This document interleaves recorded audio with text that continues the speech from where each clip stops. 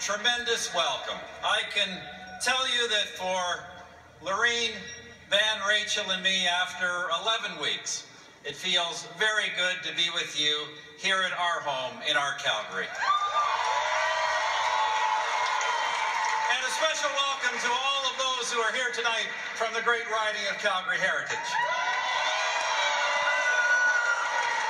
In a moment, friends, I'll have a little bit more to say about that, but first, I wish to address all Canadians. Lorene and I have embraced the public life because we believe that Canadians that are working hard should keep more money in their own pockets. Because we believe that hard-working Canadians should keep more of the money they earn. Because we believe that government should manage the people's money the way people manage their own. Because, friends, we believe that in a dangerous world, Canada must, without apology, advance our values, defend our interests, and stand by our friends.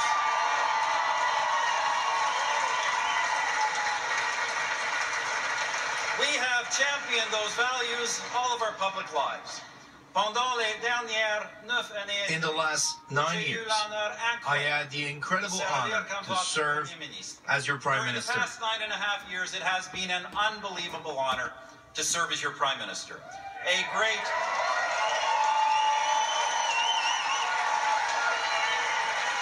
it has been a great experience to again meet Canadians from coast to coast to coast during the last 2.5 months of this campaign.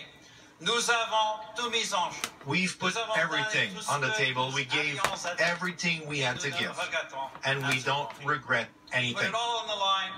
We gave everything we have to give, and we have no regrets whatsoever. Friends, how could we? We remain citizens of the best country on earth.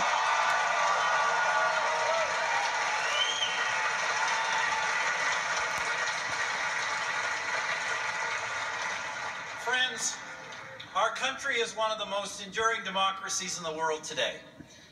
And today, for the 42nd time in 148 years, Canadians have chosen a national parliament. Well, tonight's result is certainly not the one we had hoped for. The people are never wrong. The Canadian population has elected a Liberal government. The result that we accept without any hesitation. Have elected a Liberal government. A result we accept without hesitation. I have spoken, friends, to Mr. Trudeau and offered him my congratulations, all of our congratulations, on his successful campaign. And I have assured him of my full cooperation during the process of transition in the coming days. I know we also want to extend all of our congratulations to Mr. Mulcair, Ms. May, and Mr. Doucette on their campaigns. To all Canadians of every stripe, in every corner of our country, victorious or not, I salute you. Your efforts help keep our democracy strong. To the constituents of Calgary Heritage, thank you. Thank you for renewing your support for me once again. This is the 7th mandate you have given me, and it remains a true privilege to serve the people of this vibrant city in the Parliament of Canada.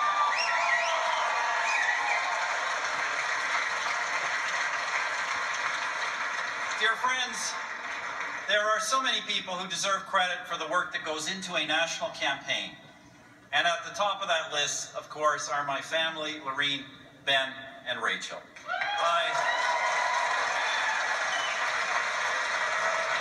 I love you more than you can imagine. And I have depended on you a great deal, not just in these past 79 days, but for a long time before that. I hope you will always know that without you, none of this would be possible, but with you, everything is. Thank you.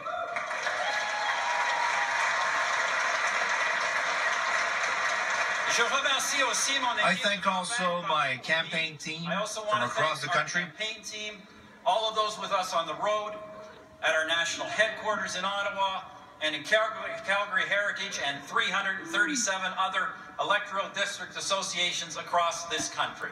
Our party, friends, is a grassroots organization, And it is only because of our devoted staff and the thousands upon thousands of loyal members and volunteers that our party has been able to spread its message. Et ce soir, and tonight, on a fait élire we've elected an official opposition that is strong at the Canadian Parliament. We have been able to elect a strong official opposition to the Parliament of Canada.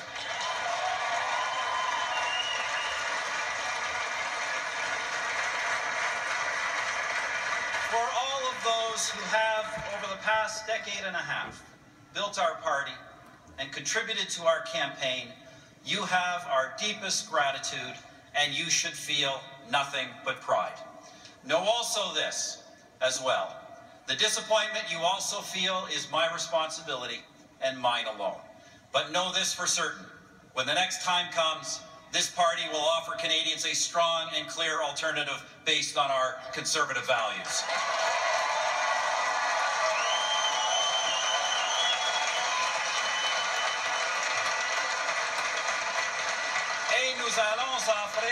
And we will offer this alternative as a party that has established a solid basis and a durable basis, including in Quebec.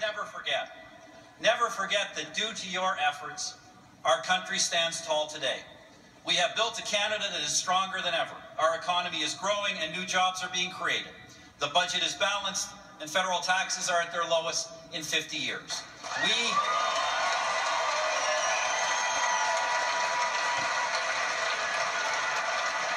We are poised to seize the opportunities that come with free trade access to Europe, to the Americas, and now to the Asia Pacific. Our men and women in uniform have the tools to do their jobs and the steadfast support of their fellow citizens.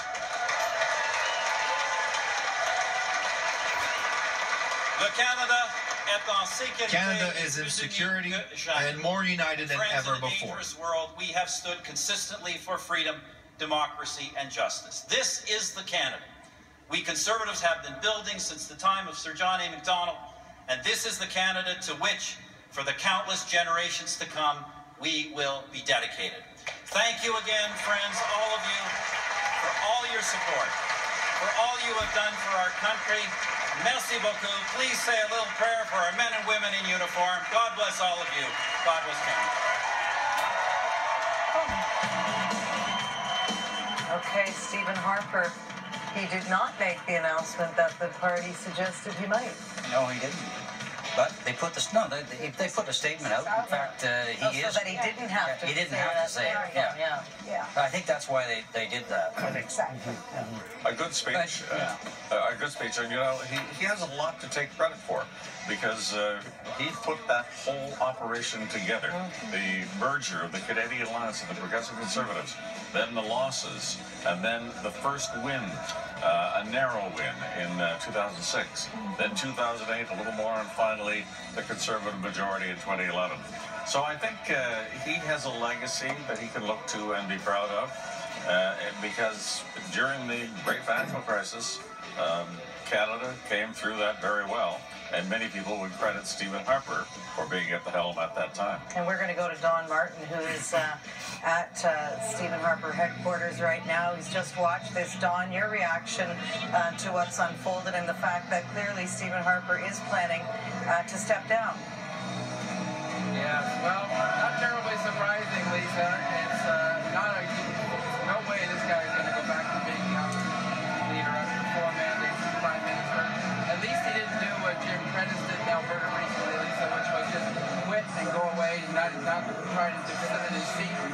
It was a classy speech, dignified. He's now left the party behind, though, that some people think is more or less the Canadian Alliance, maybe a little bit bigger, more rural, more right-wing, certainly not the sort of progressive tones left in the party. A few survivors surviving the progressive voices, Lisa Raitt, Michelle Rempel, the rest were swept away in this red tsunami. Now Stephen Harper's gone as well. And Don, you have been covering Stephen Harper since long before he was on the federal scene. Give me your sense, if you can, of what you see as his legacy after 12 years as Conservative leader and really bringing the political right back from oblivion. Exactly, that is his legacy. This was a party that would have stayed fractured for the foreseeable future, or would have never probably won a mandate to begin with, Lisa. he managed to get two disparate groups together. In many ways, triumphed over it. I mean, it became very much Stephen Harper's party. His legacy is one of bringing some conservative values back, but a pragmatic conservatism, because he was willing to go into deficit. He was willing to rule out any social conservative moves. This was a guy who understood how to win mandates and won them until tonight, but I think he just ran into people that had enough. 9.5 years, that's enough. It's time to try something new. They've done that in a huge way. James, he was your leader for all those years. Your thoughts as you hear his speech tonight? Well, I think that's absolutely true. I mean, people will recall going back to the early 2000 period. I mean, people were saying to me as a first-term MP, James, you're going to have a nice short career here because Paul Martin's going to win 300 seats next time, and you'll all be defeated. And he and Peter MacKay, it should be said, the two of them came together as co-founders of the party, worked with people like Jim Flaherty, like Jason Kenney to get that majority. Someone pointed out earlier in terms of the Toronto area ridings, Jason Kenney was key on that through the financial crisis. As Lloyd mentioned, Jim Flaherty was very key in that. So he did rely very much on his team as well. I think that's important to point out. But the trade agreements, I think, will survive through him. The effort to balance the budget without cutting social spending will survive him as well. Support for the military. So there's a number of ways in which I think his legacy will be in place. I think we want to bring some news here. Gilles Duceppe, the leader of the Bloc Québécois, has been defeated in Laurier-Saint-Marie tonight. That was in a very tight race. Geneviève Beauchemin, our Quebec bureau chief, is in that headquarters. Geneviève, over to you.